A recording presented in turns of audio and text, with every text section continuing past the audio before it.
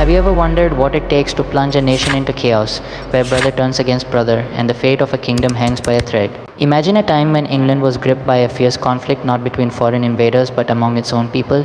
The year was 1642, and the country was on the brink of a war that would shape its future for centuries to come. This wasn't just a battle over land or power, it was a battle over principles, religion, and governance. Two sides emerged: the parliamentarians, known as the Roundheads, and the royalists or Cavaliers. Each side was fueled by a vision of what England should be, but their visions were starkly different. Stay with us as we dive deep into the English Civil War, a conflict that tore the nation apart and set the stage for the modern world. The English Civil War didn't erupt overnight. The seeds of conflict were sown long before the first shots were fired, rooted in deep political, religious, and social tensions that had been brewing for decades. To understand why England descended into civil war, we need to go back to the early 17th century, a time when the country was grappling with profound changes. The monarchy, led by the Stuart kings, was increasingly at odds with Parliament, particularly over issues of taxation and royal prerogative. King James I, who ruled from 1603 to 1625, believed in the divine right of kings, the idea that monarchs were chosen by God and thus answerable only to him. This belief put him on a collision course with Parliament, which sought to assert its own authority. But the conflict was not just political. Religion played a crucial role in the unfolding drama. England was a Protestant nation, but within Protestantism there were deep divisions. The Church of England, established by Henry VIII, was the official state church, but many Englishmen and women were drawn to more radical forms of Protestantism, particularly Puritanism. Puritans sought to purify the church of any remaining Catholic influences, advocating for a simpler, more austere form of worship. They also believed in a more direct relationship between the individual and God, which often led them to question the authority of the church hierarchy and, by extension, the monarchy. As these religious and political tensions simmered, they were further exacerbated by economic factors. England in the early 17th century was a society in flux. The economy was changing, with the rise of a new class of wealthy merchants and landowners who began to challenge the traditional power of the nobility. This new class, often aligned with the Puritans, found themselves increasingly at odds with the old order, represented by the monarchy and the established church. By the time Charles I came to the throne in 1625, the stage was set for conflict. Charles inherited his father's belief in the divine right of kings, but he lacked James's political acumen. He frequently clashed with Parliament, particularly over the issue of taxation.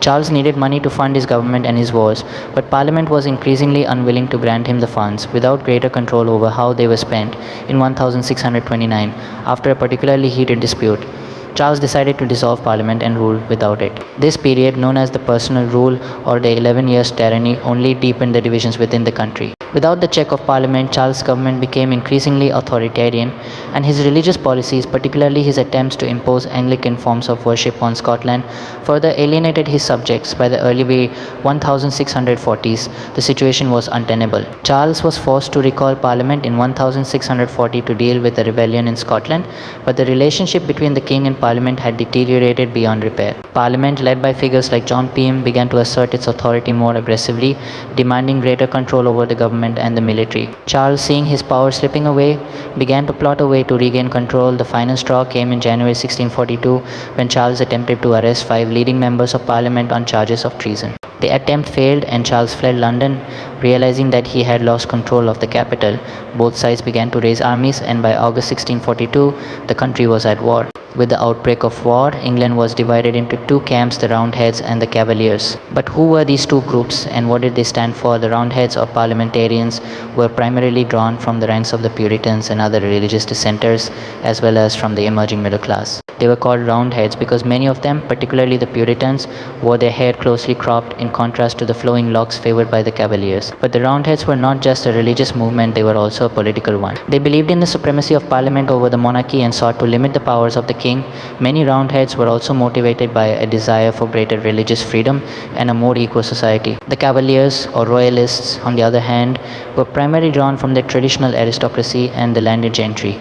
They were loyal to King Charles and believed in the divine right of kings. The Cavaliers were often seen as the more flamboyant of the two groups, known for their elaborate clothing and their adherence to traditional social hierarchies. But the Cavaliers were not just defending the king, they were also defending a way of life, one that was deeply rooted in the old feudal order and the privileges of the nobility. The conflict between the Roundheads and the Cavaliers was not just a battle between two armies. It was a battle between two visions of what England should be.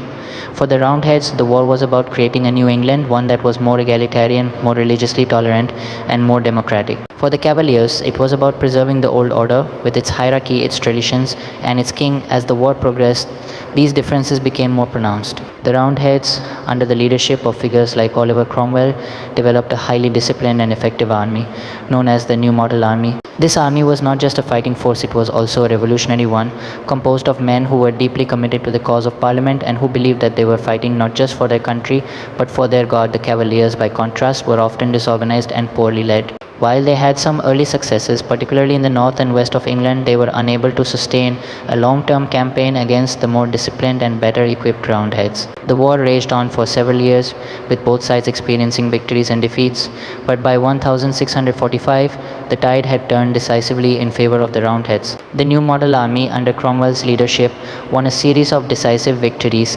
culminating in the Battle of Naseby in June 1645, where the Royalist forces were comprehensively defeated. The English Civil War was marked by a series of key battles and campaigns, each of which played a crucial role in determining the outcome of the conflict. The first major battle of the war took place at Edge Hill in October 1642. The battle was inconclusive, with both sides claiming victory, but it set the tone for the conflict to come. Over the next few years, the war would see numerous battles, some large and some small, but all significant in their own way. One of the most important campaigns of the war was the struggle for control of London. The city was the political and economic heart of England, and both sides recognized its importance.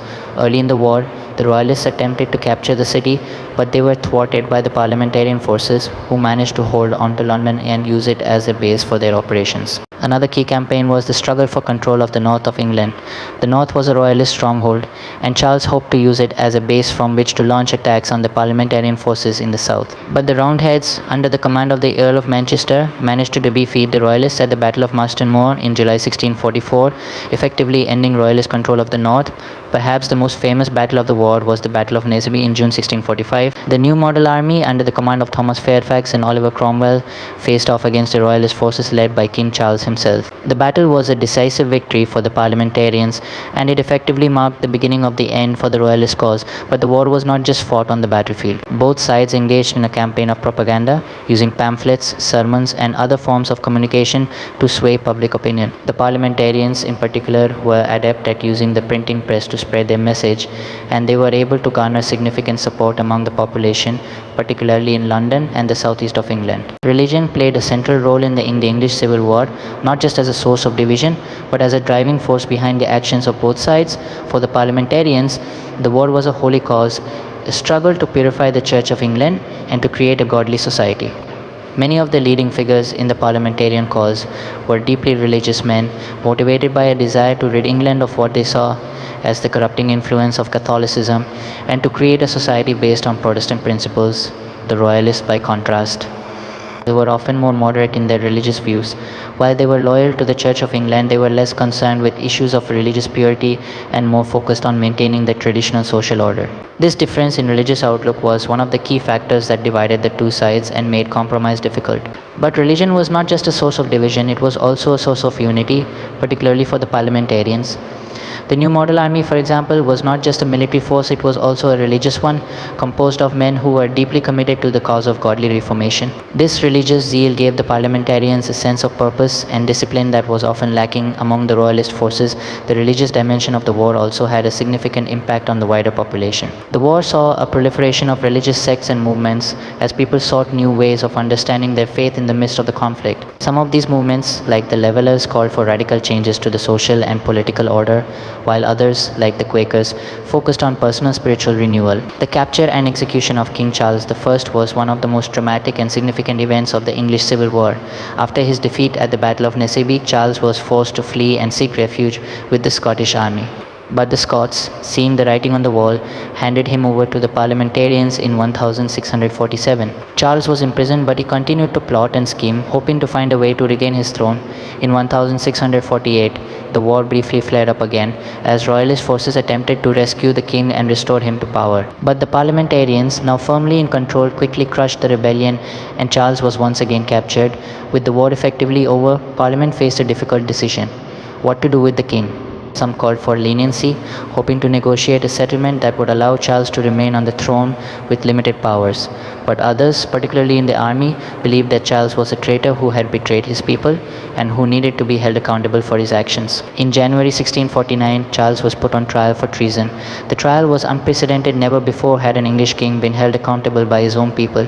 Charles, for his part, refused to recognize the authority of the court, insisting that he was answerable only to God. But the outcome was never in doubt. Charles was found guilty and sentenced to death on January 30th, 1649. Charles I was executed outside the banqueting house in Whitehall, London. The execution sent shockwaves throughout England and Europe. The idea that a king could be tried and executed by his own people was revolutionary, and it marked a turning point in the history of the English monarchy.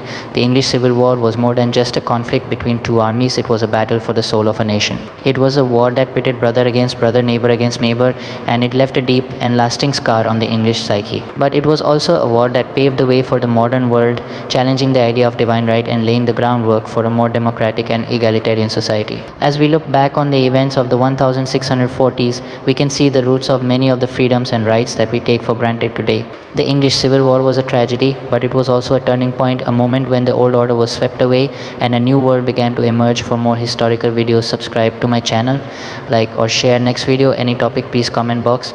Thanks for watching.